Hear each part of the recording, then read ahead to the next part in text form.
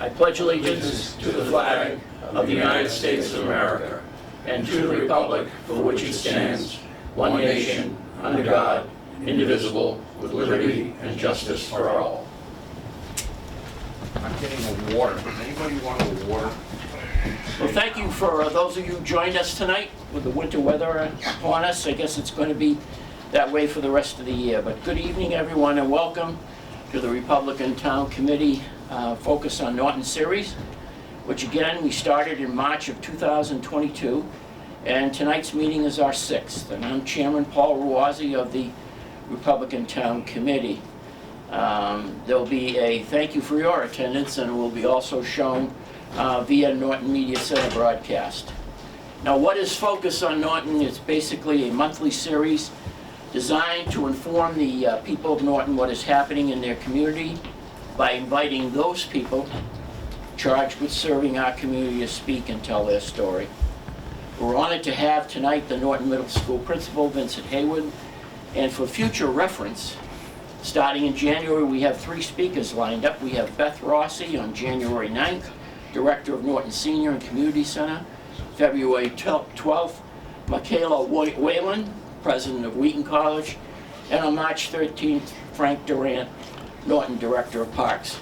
You know, today, Vince, you ever heard of David McCullough, haven't you? You're a history guy. Yes, I have, yeah. And he passed away this past year. He finished up a book of his.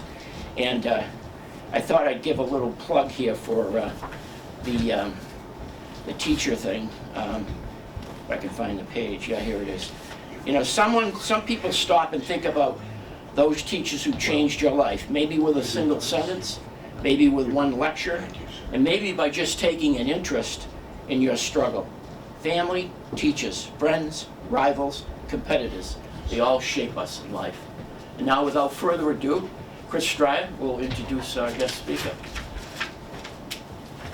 Thanks, Chris. Thanks, Paul.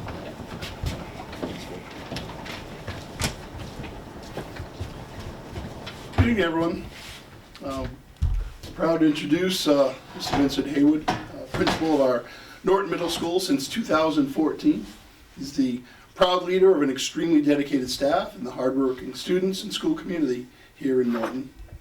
Principal Hayward taught history and physical education at the middle and high school levels before moving into administration in 2009. He coached varsity baseball and girls volleyball for over a decade. He's currently Principal Hayward serves on the board of the New England League of Middle Schools. He has presented at educational conferences including MassQ Leadership Conference, and the NEASC Annual CPS Showcase of Model School Programs and Promising Practices. Mr. Hayward earned his bachelor's in history, secondary education at Bridgewater State College, 1997, and his master's in education teaching from Fitchburg State College in 2008. Side note, between Mr. Hayward and Joe Beata, they are the reasons why we stayed here personally for my son Chris. We had a unique situation, and they were great at creating the curriculum that was best for him. Many others would not have gone out of their way and just went above and beyond to make that work. So personally, I want to say thank you for all that, and it worked out wonderful. Thank you.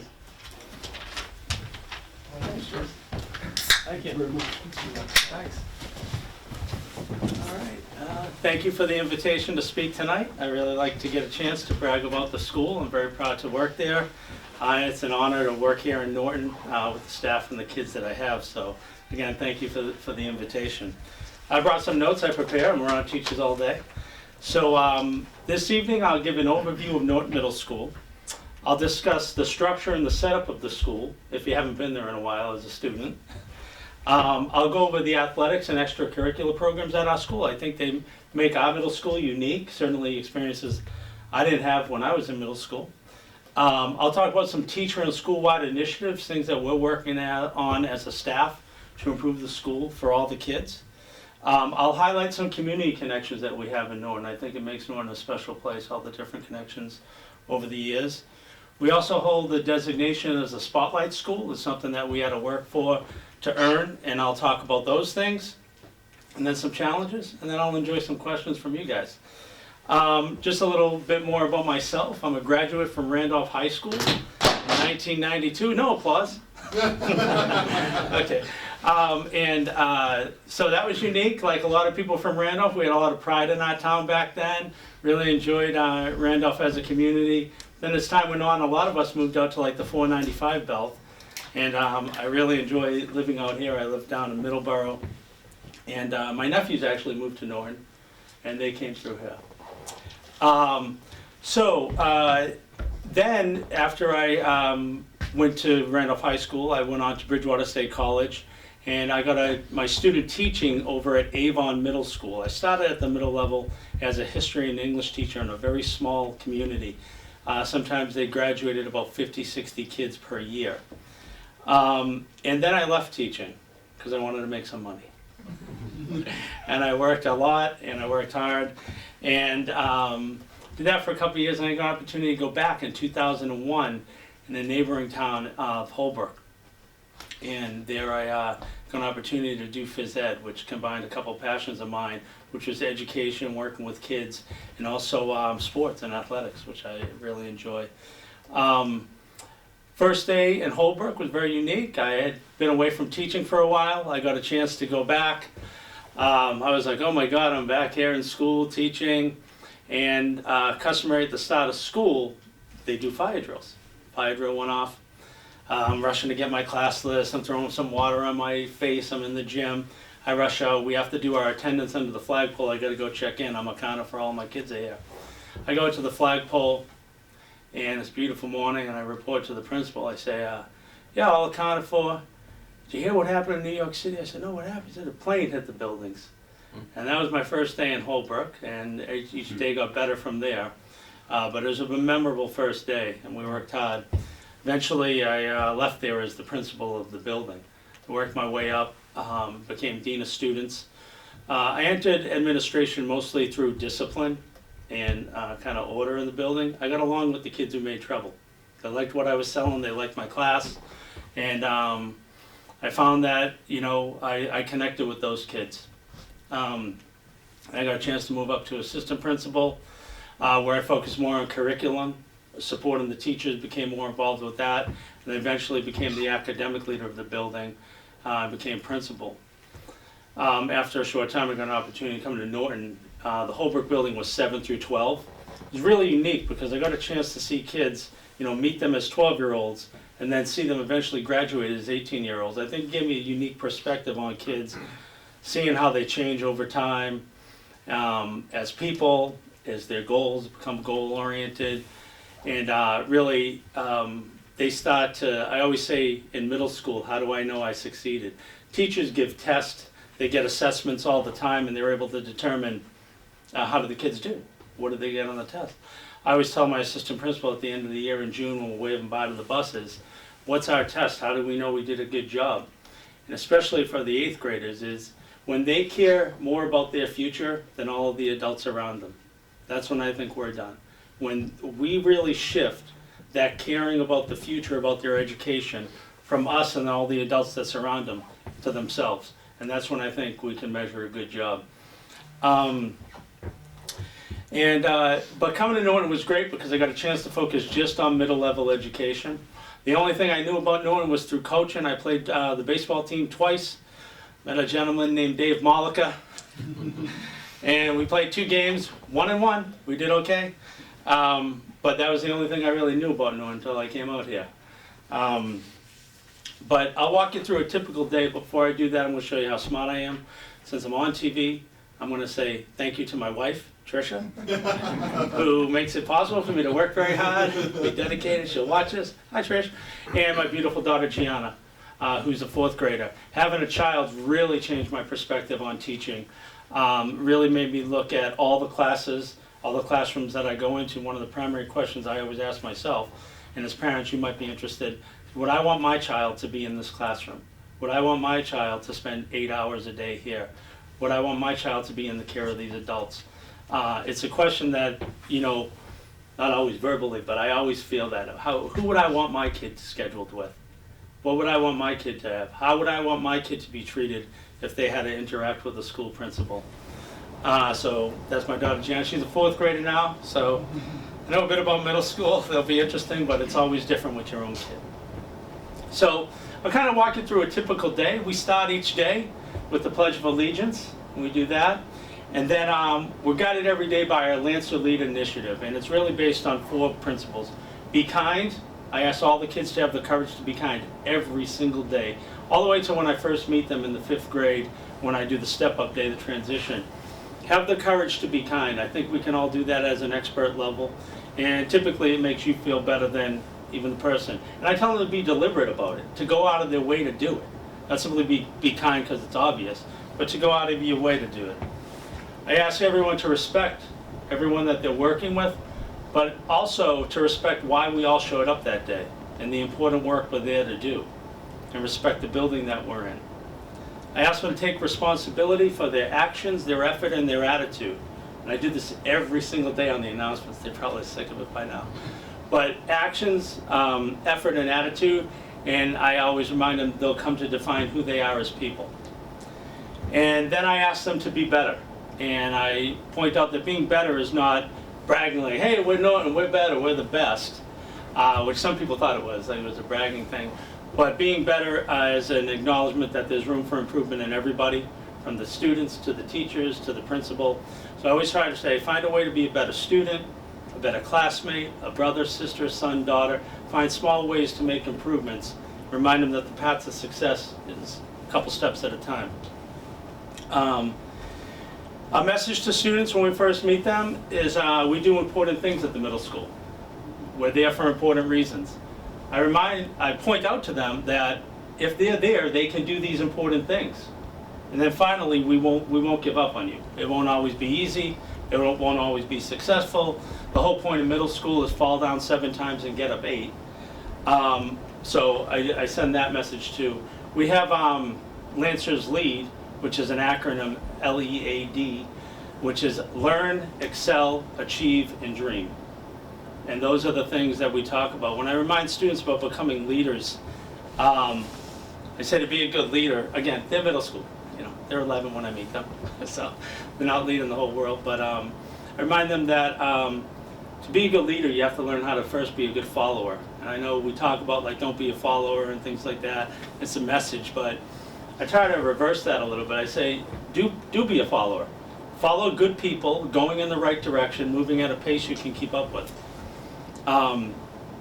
Because before you can lead, you need to know who to follow, where to follow them to, and how to make those types of decisions. But it eventually culminates in learning today and leading tomorrow. So those are kind of our underpinnings. Pardon me, commercial break. Those are kind of the underpinnings of the school. We do have like mission statements and stuff. They're long. No one quite knows them. But I like mottos. Not that my brother was an Eagle Scout. I got kicked out. I made it up to tenderfoot. A different story, different day. But I like mottos. Be prepared, lead, smaller things that are kind of bite-sized that people can kind of latch onto and kind of try to strive towards. The 6 to 8 middle school is roughly this year about 570 students. When I first started in Norton in 2014, I think we had about 628 or 32, somewhere around there. Those numbers stick out to me. But we're at 570 right now. Our team is set up. It's a great, big, beautiful building right across the street here. But it's divided into what we call teams. The building was really built. The people who built that building really must have been in tune with the best middle level practices. Physically, the architecture of that building is built around all the best research principles of middle level education, combining into teams. And so you often hear about 6 purple, 6 white, and all these different teams. The idea is you take about 100 or so kids, 90 or so kids we have right now, and those kids work with the same 6 or 7 teachers across the content areas: math, ELA, science, social studies, world language, and their special education teacher and so on. And what you do And people pay big money for this in other places. You create small learning communities. This is almost like academy level, where you hear like these type of real high-end school setups that cost a lot of money, but we're able to create that at the middle school using our teaming model. Because again, it's a great big building, but when you go there, the kids are spending the course of their day with about the same 90 kids and the same 6 or 7 teachers. This creates a close community, one where people feel safe, not necessarily safety, and we could talk about that if you want, of the building, but I'll say more common safety, not the physical safety that we're all concerned about, but safety like I feel safe to ask a question. I feel safe to take a chance. I feel safe to fail and make a mistake. I always remind the kids, everyone that we all know, everyone that all of us knows, those people have made countless mistakes. That's why we know them, because eventually they succeeded. So oftentimes you go through life trying to avoid mistakes and not make mistakes, and it's very paralyzing. And then you get to a point where myself and most of us are in the try, I can't afford to make a mistake. I got a mortgage. I can't afford to take a risk. So, you want kids to feel safe and get those things and be able to, take a chance, try something different, go out on a limb, go out of the box. So we have that approach at the middle school. Typical day for 6th graders, they have 60-minute periods. And for 7th and 8th, because we add world language into the mix, so we add a 5th core course, their classes are 48 minutes long. Also over at the building, big part of middle school life is lunch. We serve lunch to 600 people a day. Kind of quite an operation when I go over there and I realize as I pull up to the school, all that's going on. About 600 kids showing up, all the staff. We got and a lot of the staff, the maintenance crew, they really do an exceptional job keeping our buildings tip-top. When I have visitors, they often comment, when was this building built? And most of them put it in within the 5 to 10 year range. Mostly because we had some tube TVs still around. But, they can't believe that it's as old as it is. Built in 1998. But it's really all these peripheral staff and our food services. So lots goes on there just beyond like the teaching and so on. Unlike elementary school, middle school is divided into content area where you have, in elementary school you might have 1 or 2 teachers. At the middle level, we're kind of in between, as the name indicates, middle level, high school and elementary, in that we have many teachers and they're hired based on their certification, meaning they went to school and earned a degree in science and education, not just a degree in education at the elementary level, or they earned it in math or social studies and so on. So we do have a lot of stuff going on with the kids' schedule. And then the other big transition from the elementary schools to the middle school is moving from standards-based grading, which is generally comments made to detail students' progress towards a learning standard or their mastery level of something, to what most of us are used to, which is letters and numbers. So there's drawbacks to that. It's a transition for parents and for students. And one thing we always try to avoid, kids going to school to learn about letters and numbers to receive letters and numbers back. It becomes this game of chasing down grades and so on. But we kind of have to get over that hurdle, and again, hopefully to get kids to take ownership of their own learning and not to just be motivated by external things, but be motivated by goals and different things that they want to do. Middle school is also a time where you get to do your first dances and athletic events and sports and things like that. So it's great to see kids get all those first experiences. I told you at the outset I was going to tell you a little bit about the opportunities beyond the school day that our kids get. First and foremost is our athletic program at the middle school. We have, in the fall, we had cross-country team, boys and girls soccer, and our unified sports team. For the cross-country team, they had 57 athletes compete. The boys finished with a record of 7-1, and the girls were 6-2. Coach Mike Whiteside is a Norton resident. He started the program in 2015 as a volunteer program. He had kids come through the system, actually exceptional athletes. I think they went on to play at the college level. But all the names that you hear at Norton High School over the past so many years, I think Mike introduced a lot of those kids to cross country and running and fitness. His hands are all over the success of that program. I don't know if he gets the recognition he's deserved. He might, not taken away from other people who know about this. But he really exemplified, and I met so many people in Norton over the years who just, the volunteerism, the dedication, the commitment, because Mike stayed on, again, started as a volunteer, stayed on after his kids left because he fell in love with the program, with making it success, and he's actually retiring now.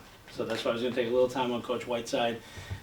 He let me know him and his wife are moving on, and they're going to go into retirement. So Mike did a great thing. And again, the volunteerism, the commitment, and the passion is something that he really exemplified. Boys soccer had 6 wins, 9 losses. We compete in the Massasoit League. It's about 12 other schools that compete with us in all the different sports. He's returning 18 players, which is great, so he's probably going to have a great season next year. And the girls soccer team was coached by Mrs. Brown, the teacher at the Hay. They had 7 wins, 3 losses, and 2 ties, and finished 2nd in the league. More of a sports update.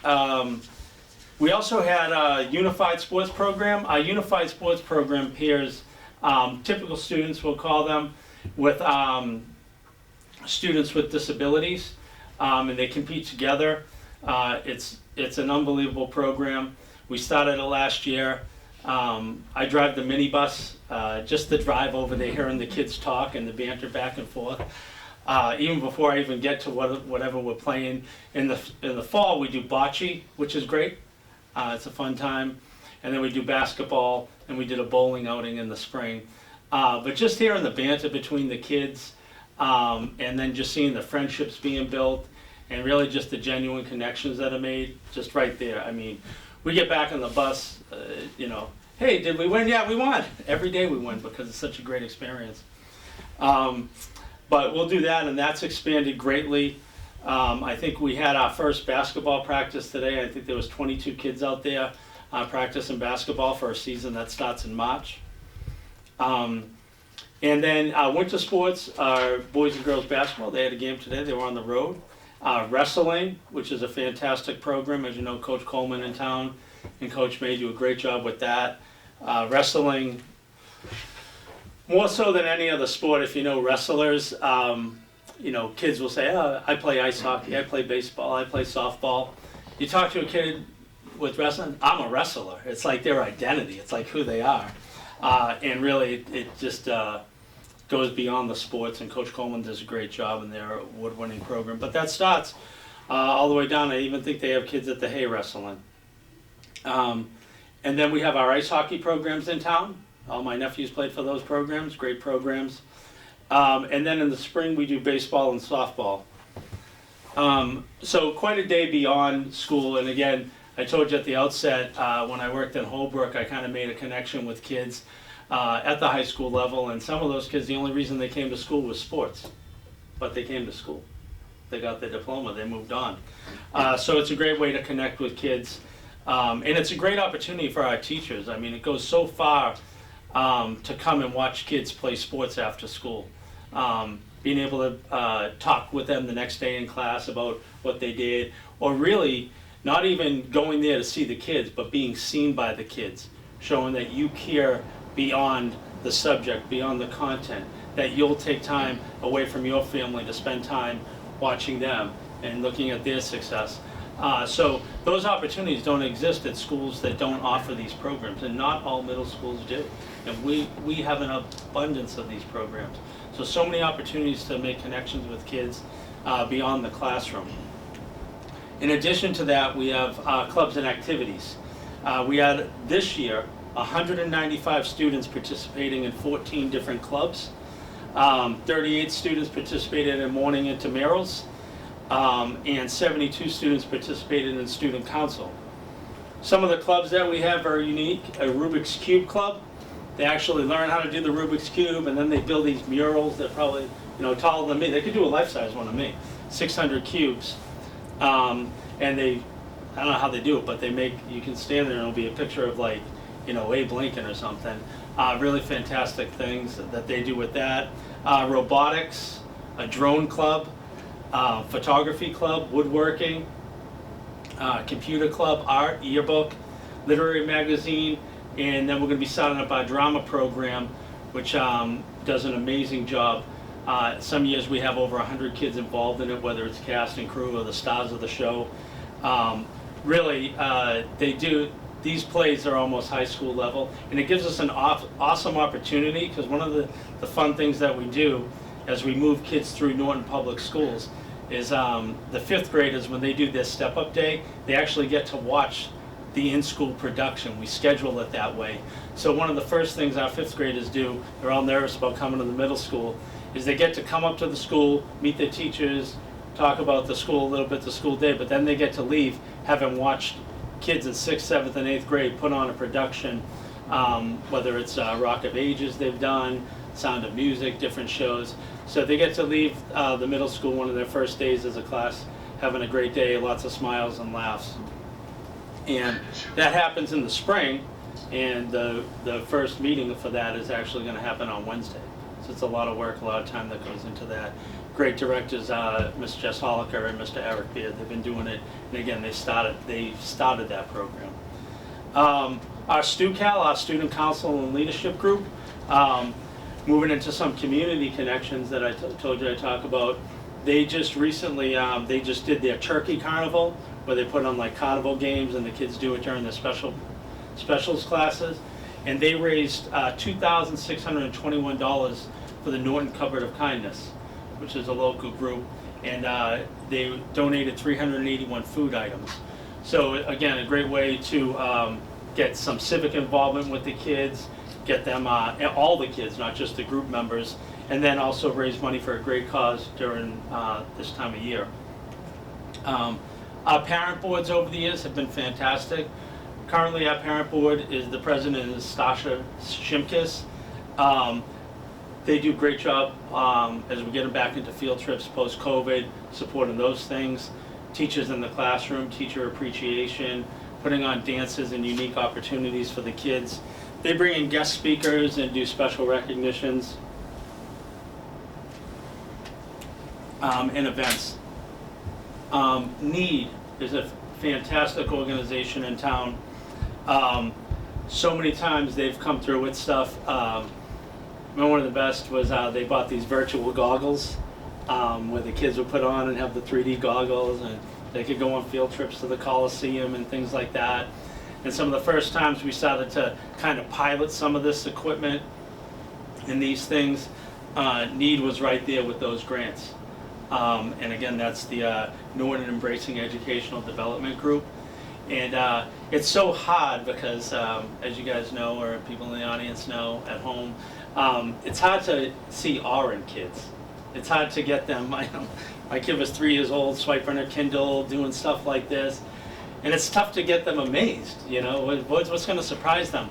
And walking in and seeing kids actually be awed is just, it's a great feeling. And having kids say thank you to me, like, I didn't do anything, I didn't raise the thing, I didn't write the grant.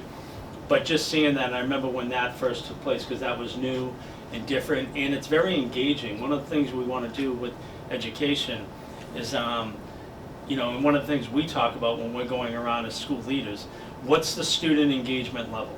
How engaged are they in their learning? Is learning an active process, or is it passive? There's a huge difference in outcomes when it's active. And the student engagement level, when we meet kids where they're at, because they're already engaged with technology. So how can we, it's kind of like a riding the tiger. You don't want to get off it. You're not having too much fun on it, but you don't want to get off it because it could be worse. So how do we bring technology in that can be very distracting, very tough to control, but how can we harness that, because that's where kids are at, so we want to meet them where they're at and engage them. And Norton NEED helped us pilot things like that and build our teachers' confidence and use those type of things. Norton Media Center, fantastic. Over the years, they've donated so many items to the school. Again, getting kids engaged, bringing that all out. Several years ago, they brought, Norton Media Center helped us get 3D printers at the middle school. I mean, it amazes me now. I mean, the kids are kind of moving on. They're designing pots and doing stuff in tech ed, and it's just another thing for them. But Norton Media Center helped us bring multiple 3D printers to the point where it was scaled up enough that we could use it in class. I mean, one 3D printer is kind of a novelty. Norton Media Center came through where this wasn't going to be a novelty, this wasn't going to be a model, this was going to be useful. Typical thing that I guess anyone of any age, and again, all of a sudden I'm back to Boy Scouts, but like, you know, you design the race cars and things like that. Well, they do projects like this in STEM Lab, and they 3D print their motor mounts. And that's how they mount the motors, and they print the mounts. Or they print different parts of the car. And without Norton Media Center help to get that to scale, that you could do that for a class of students, like 20 students, printing their parts, and get this done over the period of, say, 8 to 10 class meetings while they're working on this project.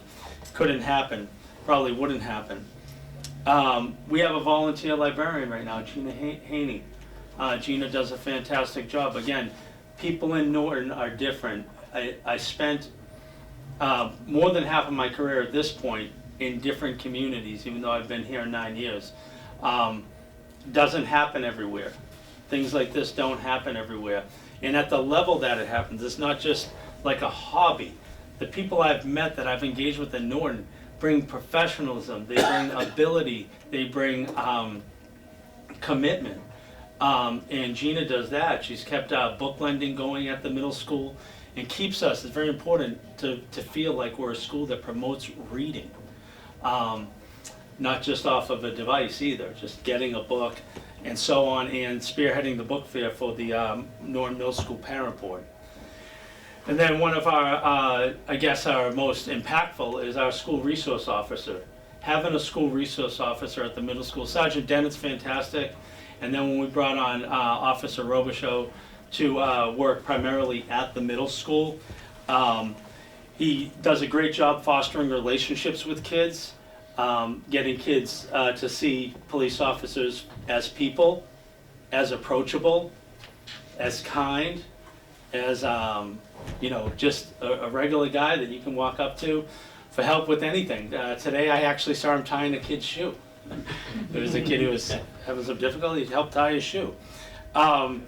He's in the lunchroom, again, fostering those relationships. Last year, he received the Exceptional Service Award from the Massachusetts Juvenile Police Officers Association. So quite an honor for Officer Robichaud. And tomorrow he'll start teaching Project Alert, which is a drug awareness program, kind of like DARE back in the old days. Talking about the dangers, he'll do that with 6th grade. He's a great teacher. He's in the classroom. This isn't just standing guard at the door. He's there doing that, keeping us all safe every day. Very knowledgeable guy, goes to a lot of trainings for that, keeps us well informed. But he's also in the classroom. He'll teach 5 classes tomorrow with this. Kids will know him, and does a great job with that. So we have a lot of great community connections in Norton that I think make Norton Middle School an awesome place. I also touched on some of the some of the teacher initiatives we have to hopefully impact students. One of the things we're always talking about, you always hear about, how do we improve student achievement? And sometimes I flip that around. How do we achieve student improvement? Student achievement is very test focused. How do we achieve student improvement? Getting back to our Lancers Leader Initiative. How can you be a better person, brother, sister, son, daughter, citizen, things like that. So those are the type of things we look at. And so we have, we're currently focused on IMTSS and PBIS, a lot of acronyms there. But basically, what we're trying to do is intervene with kids who are struggling and trying to use a lot of data. We have tons of data and a lot of stuff that Dr. Valletta has brought in to support good decision making, timely decision making most importantly, and proactive decision making. So how can we look at data to identify kids before they fail? One of the things that we don't want to do at middle school, A lot of kids do very well in elementary school. I did well in elementary school, and then whoosh, crash. But how do you not acclimate the kids to failure and their parents?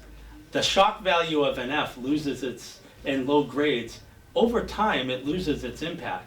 A lot of times teachers give the, hey, I want the kid, you gotta wake up, he's gonna realize he's gonna fail. Well, that tends to fade. So how do we intervene before kids get bad grades? And that has to do a lot to do with data, with some assessment testing that we do, and then getting that data to the teachers in a timely fashion. MCAS is very, you get the score, they take it in the springtime, and when you get the scores, those kids are gone. They're off to the next thing, learning different curriculum.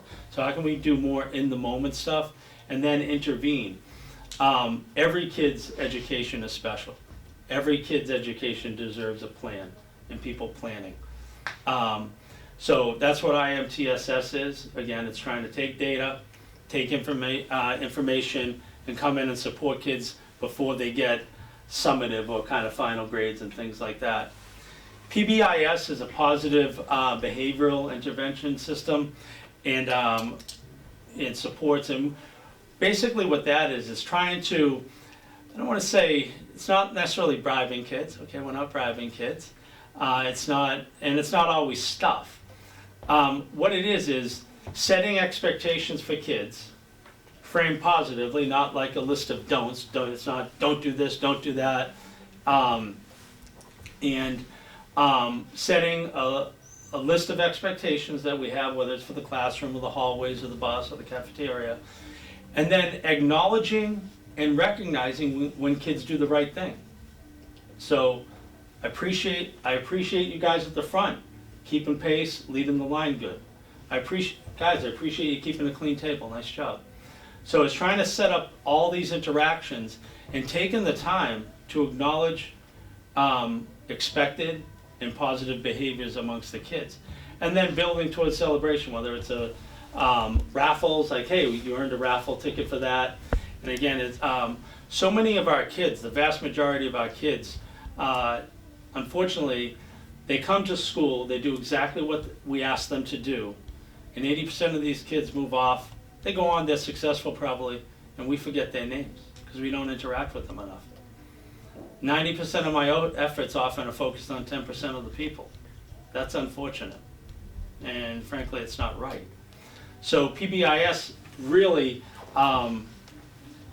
mobilizes teachers to intentionally recognize kids who do the right thing, kids who are making our school better and making it something that really impacts our culture and climate. I want our peers will often do a better job of controlling behavior than even adults will. And if you have a good culture and climate, when you walk into a place, you can feel it. And most of the time, kids are like everyone else. They want to meet people's expectations. But you got to be clear with them as to what those are. So that's PBIS, we're trying to do that. And then finally, I was going to talk to you about a recognition that Norton Middle School has. We're distinguished as one of 28 schools in New England and one of only 6 in Massachusetts to hold the Spotlight School designation. This comes from NELMS, the New England League of Middle Schools, and the process entailed a rigorous review of our records through various documents we submitted, a review of our academic programs. We also host a visiting team that comes out, interviews students, teachers, parents, observes our classes. They spend a day shadowing kids and student groups. And according to NELM, Spotlight schools have a record of effective teaching and learning and consistently implementing middle-level best practices. We're up for a renewal. Our Spotlight status is good for 3 years. It goes through 2023. But on their last visit, they commended Norton Middle School on having a clear focus on whole child education, a positive and vibrant atmosphere, collaborative leadership between the administration and teachers, an effective one-to-one digital environment. We actually started that. I know it became very popular during COVID. But Norton actually, in the middle school particularly, started a one-to-one initiative back in 2015-16, We were giving 11 and 12-year-olds Chromebook. Talk about that tiger, I said. How can we harness this, meet kids where they're at? That's totally changed education. Hopefully preparing them for the world they're entering. Nowadays more than ever, our job is not to prepare kids for a job. Our job is to prepare them for anything, because you don't know what's coming. So that took a lot of courage, a lot of support from the town to get out and do that. I'm thankful we did, not knowing what would happen in 2020. But I felt like we were ahead of the curve. And while our content with COVID, some of our some of our knowledge level is off because we missed school, and that's what happens when you don't go to school. But the skill level of the kids really rose up. So we have some knowledge and some gaps we're going to have to try to make up. The skill of these kids on the computers and what they're able to access and what they're able to create with content once they get it through the computers is really exceptional. So we started that again. That was 2015-16. The number of elective extracurricular activities we have in our athletic programs, again, stood out to NELMS. The social emotional culture supports embedded in Lancers League, which is be kind, be respectful, be responsible, and doing your best. The full-time school resource officer that the town of Norton prioritized, funded. It takes a funding commitment to do those type of things.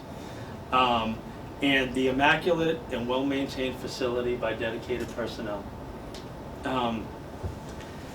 Some of the challenges we face, again, technology, that's constant. COVID, the impact on learning and growth that's had. School discipline, that's kind of constant thing that we're always trying to get our hands around. We have a couple of tools school-wide with the PBIS, focusing on the good kids and the good things that they're doing, encouraging kids who aren't there yet to reach that goal. And then in light of declining enrollment, how do we make that an opportunity to expand programs and opportunities for our kids? Things are tough. Teachers have a tough job. I have a dedicated staff. We hear lots of things about teachers and so on. I think all my teachers come really committed to kids. We have a pretty stable staff. I mean, we lose people to retirement and everything, but generally I think we have a pretty stable, committed staff to Norton. It's not easy, and I tell them we don't have to be fake positive, but we have to be optimistic that we don't have to have caused every problem that comes to our doorstep. But we have to, at the very least, feel that we're a very integral part of the solution. So, and that's kind of how we approach the challenges, that we're optimistic that we can make a difference. And that's what I say. I say, no, don't always have to have a great day. There's going to be challenges, and we face many over the past 3 years. But we have to be optimistic and cognizant that we are very important to the ultimate solution. So that's kind of Norton Middle School, just kind of an overview. Be delighted to take any questions that you may have. Yes? First of all, thank you very much. I think Norton is very lucky to have you. You were talking about some of the challenges that you have. I mean, a problem that a lot of school systems have today is bullying. How do you address that when you come across it? Well, first thing is you got to address the whole culture climate of the school. Mm-hmm. That type of behavior would stand out, that others would not find an audience for it, that the bully might not find the audience for that. Do you prevent it from happening? Yeah, through your culture and climate. I mean, that's a huge part of it, trying to create an atmosphere that people will recognize that this isn't how we operate here, and so on. And that a lot of our information comes from other students, recognizing like that something's going on, because a lot of bullying is so subtle. It's not obvious, it's not the movie, someone walking up and pouring milk over someone's head. If it was that obvious, it'd be great. We'd have it. We've got a school full of cameras. It'd be easy. A lot of it happens on the weekend. Cyberbullying. At night, things like that. Those are very painful too, because they kind of live on. Like when we were younger, it was like dust in the wind. If you weren't there to hear it, it was gone forever, whatever the comment or remark is. One of the things we have to do, we often know something happens. I believe the person telling us, or my assistant principal. We have to get to the point of not believing it, but proving it.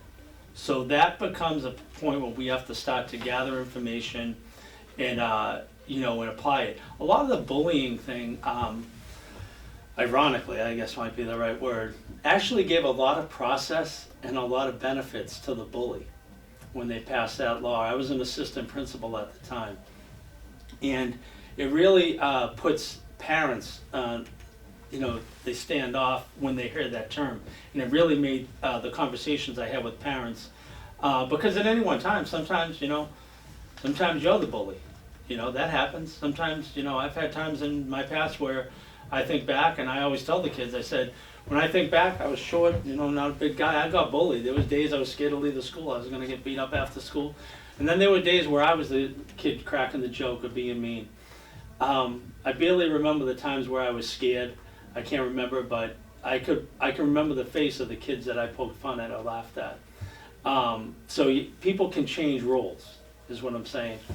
And when I called parents prior to that, I'd call them up and say, yeah, so-and-so was really being cruel, he was name calling, no one needs to be the butt of a joke, no one's here to be made sport of. And the parent oftentimes would say, you know what, he does that to his little brother too, Mr. Hayward, you do what you gotta do. Once bullying came on board, everyone gets up, because when you call someone about a 12-year-old's action, your kid, oh yeah, they were picking on him, and they kind of roughhoused him during the gym game, and after it, they were ribbing him in class, and it went on and on. Yeah, I've seen my kid do that, and we're talking about actions. When you start to get into bullying, you're now defining their kid as a person. And you see the difference between calling and talking about cruel actions that most parents can admit, yeah, I can see my kid doing that, as opposed to defining their 12-year-old as a bully. Yeah. Especially in a time where parents see, you want to lose a college scholarship, have bullying on your record. There was recently someone in the NHL signed by the Bruins, probably mistakenly from what I saw, but bullying is now following that kid for a long time. So you get a lot of pushback. So when I say you gotta prove it, there's a lot of fact gathering that you have to do. Fortunately, that makes some of it drag out, because you get a lot of pushback from people, instead of just trying to say, you know what, the principal wouldn't call me if he didn't really believe this happened. My kid is flawed and can be better. My child could learn from consequences and some empathy. We get a lot more pushback than we did before. But it's, again, one of the things, and again, I lead this when I first meet the kids as 5th graders, be kind. We can all do that at an expert level. And I say have the courage to be kind. So I try to make it a powerful move. So where's the collaboration between the parents? I've heard the teachers, that collaboration. I've heard all the acronyms that you've come up with. And what happens to my kid, or the kid who's being tunnel visioned into the word bullying by you or your peers in an environment that he's petrified in, she's petrified in? Yeah. They didn't use the right terminology of they or her, or whatever the case may be. Whitey, you hear where I'm coming from? How do you then give me as a parent, or in this case a great-grandfather, that opportunity to work on that situation at a home level and not leave it up to you and your peers? Okay. And make my kid whole. Okay, just for the purpose of now, your kid being the bully or the victim? I didn't. Okay. My kids are not bullies, they're not victims. Okay. But they will stand up to you. Yeah. You may term that as being bullied. Yeah. My kid may think of it. Don't have kids at home. Yeah. I'm thinking about today's environment. Yeah. Yeah, those are very powerful terms, because again, you're defining a 12-year-old as a person, not their actions. So I really try to get down, especially when I'm dealing with discipline, to define the action that occurred, the impact that it had, how we can discourage or get that behavior to change moving forward without labeling a student. How do you reach me to tell me about what you found, you thought you Oh, found? we thought it's a lot of phone calls. It's a lot of phone calls. It's a lot of emails. And that part of the bullying law is very prescriptive. We have to contact parents on both sides of this within 24 hours of it being reported to us. We have to complete our investigation within 10 days, and then you have to do a finding. So some of the stuff in that bullying law that kind of is kind of the guiding tool for practice in schools does set out those communication things as to what to do. For most kids and most parents going forward, what they want is, how is this going to stop moving forward? So there's a whole array of like safety plans. We might move the locker. We might put the kids their lockers and stuff under a camera. One of the great things about the camera, and again, this gets to Norton's willingness to fund these things, to see them as valuable. When something happens, I have a school full of cameras. That does a couple things. It doesn't always catch what happened, but it helps me more intelligently identify witnesses. Instead of having to take 20 kids, they come to school today to be a student, not to be a witness. They don't want to get pulled out of a math review to come answer questions about something they may have seen or may not have seen. The cameras really help me identify, like, oh, these 3 kids were there.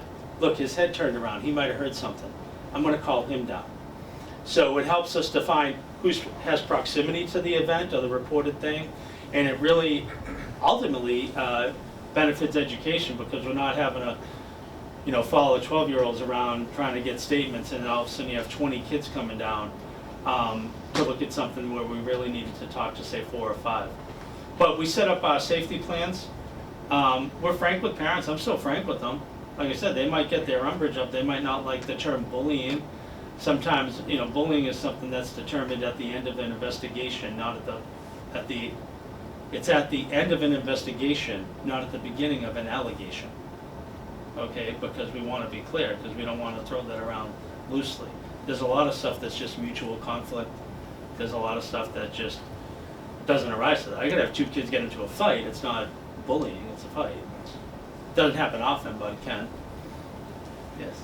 Do you find with the environment that you're trying to create with these kids, with all the positive kind of attitudes that you're fostering there, that the kids themselves, through peer pressure, kind of put a stop to some of this behavior of other kids, that they live up to these things you're trying to have them grasp onto, and that they respond to it by taking care of it themselves in a way? And I don't mean necessarily physically, but by yes, to your question. They don't become an audience. They throw cold water on the comments. They don't necessarily give the person who's being the aggressor what they're looking for, which is kind of, laughs and things like that. They report to us accurately, hey, this is going on. Bring it to our attention, because a lot of it is, intentionally out of the sight of teachers or adults. So they bring that to us, and again, it's almost like the effect if, you walk into a library, you get quiet. You go into church, you put your church clothes on, you act different. It's not like you're walking into the ground round and there's peanuts on the floor, you're gonna act different. So what does our culture say when people walk in the building? What's that feel? And what's accepted and what's not accepted amongst the peers have a tremendous effect on each other, almost more so than adults. We can set up the structures, but they have this whole undercurrent of what's acceptable and what's not. So those things do make a long-term difference in creating just a better citizen-student body. Is it more of an impact situation in high school, in middle school, the cell phone? Yeah. Carrying into the classroom. I have a daughter who's a teacher who, Yeah. amazingly, through support from administration and where she teaches, they go into a bucket before they come into the classroom, because they become, they just use them for a lot of different things. Yeah. So at that age, are they carrying cell phones? Oh, yeah. They all, Okay. a vast majority have cell phones, and we don't have them out at the middle school. Okay. Okay, that's against our practice. Okay. During COVID, it was very creepy, to be honest with you, and we kind of backed away from some of our cell phone policy. We had the lunchroom set up. All the kids are sitting in desks spread out 6 feet all sides, and it was very odd. No one was talking. Everyone had masks on. So we allowed them to use their cell phones during that time, so they could occupy themselves, just like we would, okay? It was very just, I don't know, like 1984, it was just strange, seeing the kids separated, isolated, and we're sitting there monitoring this. Typically, I'm on the lunchroom for behavior. Here, I was monitoring, don't get close, don't cough, don't share food, keep your fries to yourself, that type of stuff, which is strange. So we allowed a lot of toothpaste to get out of the tube. We're trying to put the toothpaste back in the tube, because teachers shouldn't have to play cat and mouse while they're teaching with the kid. I was just checking the time, I was just doing this. One of the things that we notice is that you gotta kind of be, there's great, we do a lot at the school about diversity, but there's great strength in unity. That's the big thing. There's great strength in unity. And if all the teachers are on the same page about the cell phones, you know what I've noticed slips away? They call it FOMO, for all you hipsters. Fear of missing out. If they know their friends don't have the phone, they're not worried about checking it, because they assume no messages are coming through. I'm not missing out on anything. And so if you have the unity amongst the staff that we're not going to do that, we don't see the anxiety that they need to check the phone and things like that. And there's also, if you have too much of the phones out and things like that, you also create like a hurdle for parents that are trying to, the first and best teacher are parents. They know what's right for their kid and when it's right for their kid. I have a 9-year-old. She asked me, sir, for a cell phone. Are you out of your mind, John? I'm not getting you a cell phone. Okay, so, I don't want like phones everywhere, because that just adds another thing. Everyone else has a phone, why can't I have a phone? And go into the school day. So we think that is kind of, especially now with Chromebooks and everything, we have the tools, we have the technology, we've been supported. We've been supported through the town budget, we've been supported through our awesome tech director, Mrs. Karen Winsper. We get supported through NEED, we get supported through the Media Center. We have the tools and technology to prepare the kids for a technological future, to engage them where they're at as far as things. The phones are a burden, frankly. One of the things coming back from COVID too is a lot of kids would just descend into their cell phone. It makes lunch duty a lot tougher not having cell phones. Makes it a lot tougher.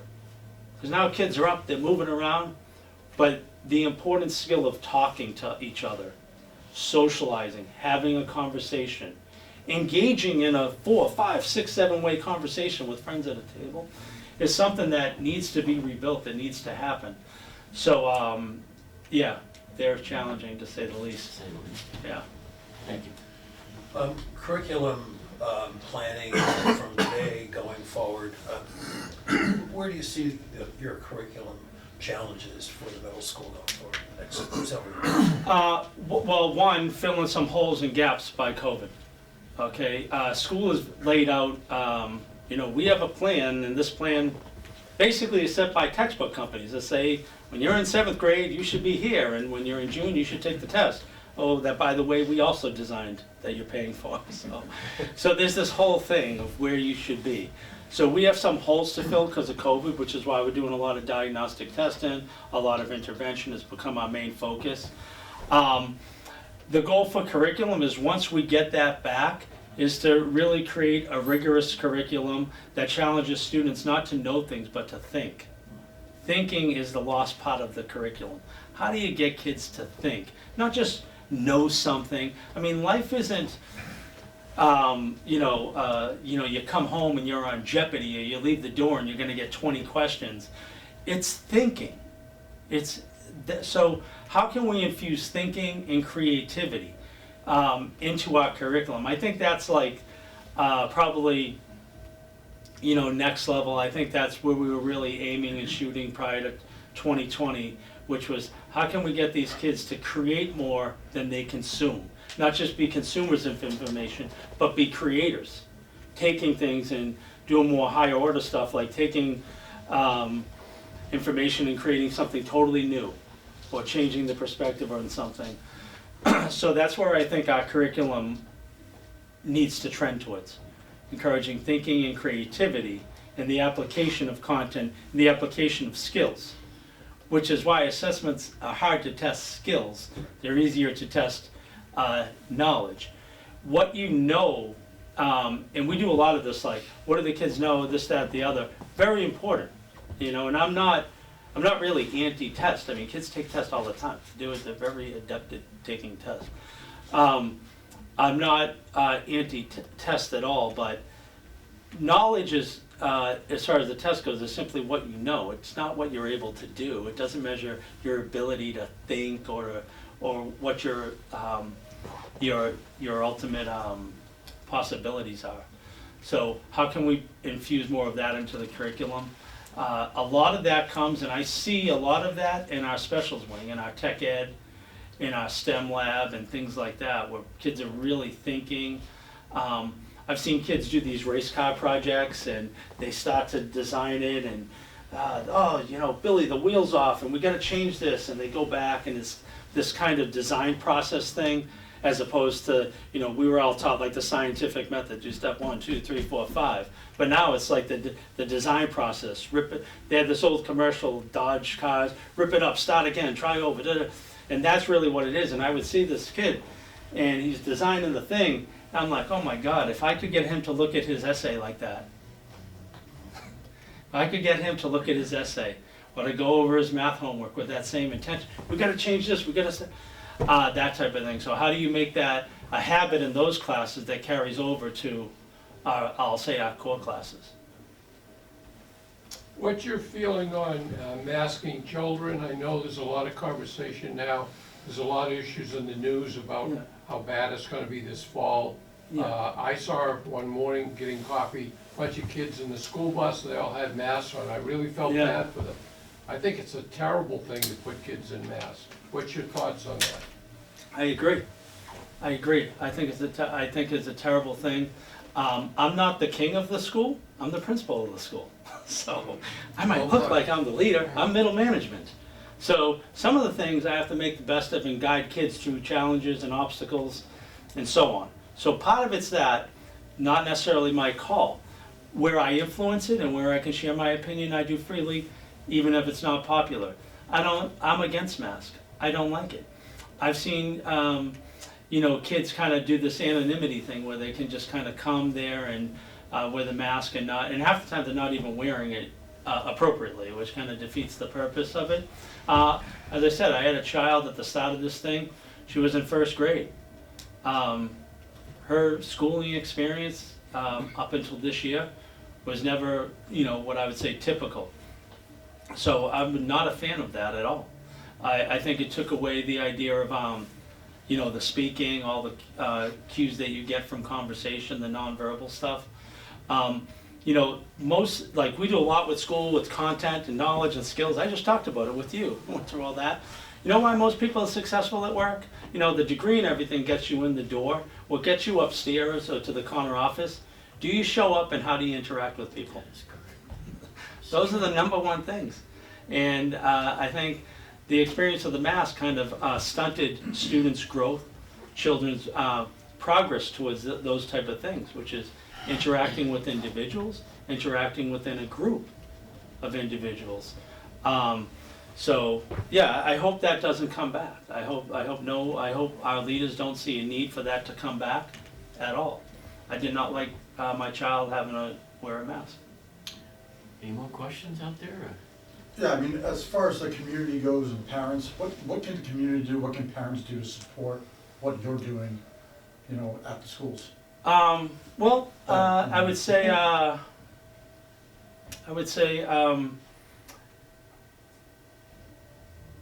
I feel tremendously supported since I've come to Norton. There's ups and downs and things like that. I think just having a default position that we care about kids, that we're all working towards the same end, which is the success of their student, that there's a lot of downward pressure on my teachers for their children to be successful, that we get no benefit, no pleasure in not meeting goals set for kids, that when we do have to call for an unfortunate discipline thing or something, that again, it's not, we're talking about an action and we only want to engage in any consequences enough to change behavior. If For some kids, that simply stand near them and teach a lesson with my front pocket in their face, and they stop doing whatever they were doing. Other kids, it's a detention, but whatever it is, it's not to label a child, it's to get them to change their behavior, to make them successful at the next step. You know, again, like a lot of the, I'll say more negative stuff that I might have to do with parents involves discipline, because they want to defend their child and so on. But, you know, we want the school to have order. We do important things at Norton Middle School. They can do them. We won't give up on you. Sometimes that's discipline. But discipline has many definitions. My teachers went to school to study a discipline of science. Discipline can be numerous things. Sometimes discipline is applied to you. You get a consequence. But ultimately, again, that transference from teachers to students, from adults to children, discipline is something that's internal. I discipline myself. I'm disciplined. I'm disciplined enough to study and put down the video games. I'm disciplined enough to write that college essay or application, and not just, you know, go to the party or whatever it is. So supporting that, just knowing that we have the best interest of their kids and we're trying to do the best, and we want to be partners with them. As I alluded to earlier, the first and best teachers are parents. Funny thing, I guess I'll end with as we're coming to time here, is I remember my wife worked so hard during COVID, you know, working with my daughter, and I was doing so much at the school.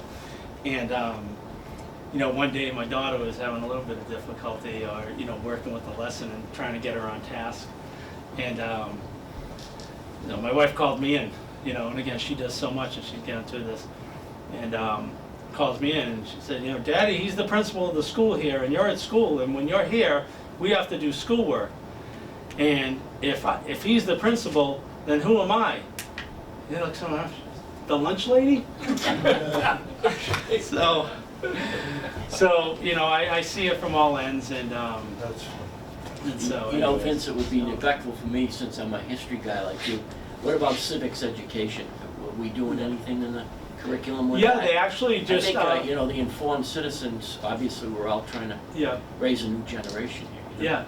Yeah. They actually, the 8th grade curriculum in particular has become civics. Okay. So civics is now taught at the middle school level. They've done some reworking with ancient history and world history and things like that, but they now teach civics at the 8th grade level, which is good. I think it's good to give kids, I mean, all kids are naturally curious. One of the classes I taught when I was a history teacher, when I taught some sections over in Holbrook, was controversial issues.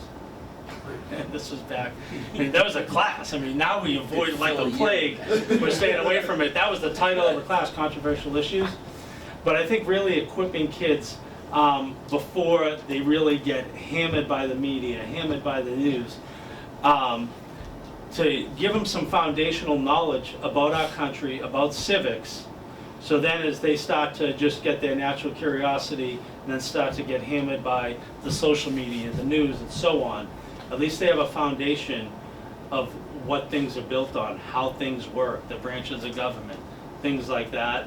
So hopefully that they'll have informed opinions and the ability to, I guess, sift through the info. Hey, thank you. Everyone here tonight, really appreciate you coming. Yeah. Thank you very much.